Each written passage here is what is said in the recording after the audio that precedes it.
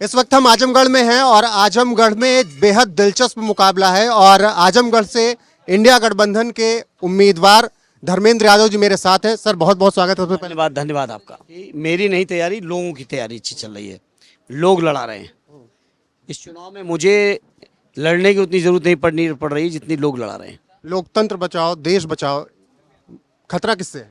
Bharatiya Janata party से, कि उनका विश्वास लोकतंत्र में नहीं है, उनका विश्वास बाबा साहब के संविधान में नहीं है, और ये चुनाव उसी संविधान को बचाने के लिए पूरे देश के लोग लड़ रहे हैं।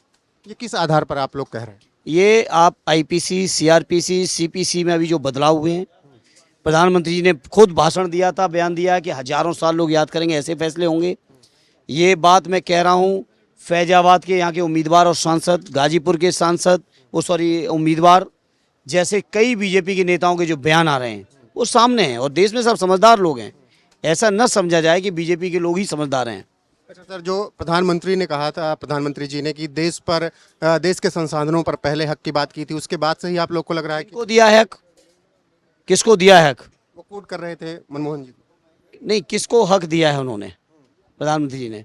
क्या केवल अडानी जी का हक है, या अंबानी जी का है, या कुछ चुनिंदा उद्योगपतियों को ही हक है? 16 लाख करोड़ उनका माफ़ कर दिया गया। हमारे देश के किसानों का अगर 10-5 हज़ार का भी लोन होता है तो रिकवरी आ जाती है।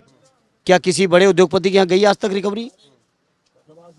अच्छा, उत्तर प्रदेश पर आ जाएं, आजमगढ़ पर आ जाएं, सामने आपके जो हैं बीजेपी से उम्मीदवार डेढ़ साल तक लगभग सांसद रहे हैं उपचुनाव जीतने के बाद। उन लोगों से हमने बात की तो वो कह रहे हैं कि कहीं कुछ नहीं है, हम ही लोग देख रहे हैं। ठीक है, सपने देखने में किसी को टैक्स नहीं लगता है, ना कोई रोक सकता है किसी को सपने देखने में। बाकी जनता क्या कर रही है वो आप भी मुझसे बेहतर समझ रहे होंगे। 80 की 80 जीतने की बात कर रहे हैं उत्तर प्रदेश में। करने दीजिए, कोई दिक्कत नहीं। जो बात करना चाहें और बातें कर लें, 4 तारीख का इंतजार करें। बाकी क्या हो चुका है 2 चरण में सामने है। अब 400 पार की तो कोई बात नहीं कर रहा है लेटेस्ट में, या बयान आ रहे 400 पार के? नहीं हो रही है बात, क्योंकि जनता का मूड लोगों को अंदाज लग गया है, मूड अंदाज लग चुका है। अखिलेश एक सवाल और, चाचा जी बदायूं से क्यों नहीं? अब ये चाचा जी तय करें चाचा क्यों नहीं लड़े। हालांकि हम तो चाचा के लिए भी अपील करके आए थे, आदित्य के लिए भी करके आए। राहुल जी आएंगे चुनाव प्रचार करने? वो राष्ट्रीय अध्यक्ष जी तय करेंगे। मैं तो चाहूंगा कि इंडिया गठबंधन के सभी लोग आएँ। तो आप लोग को क्या लग रहा है कि आपकी कितनी सीटें आ रही हैं? ऐतिहासिक आएंगे, यूपी से बने थे बीजेपी के लोग, यूपी से ही जाएंगे। धन्यवाद।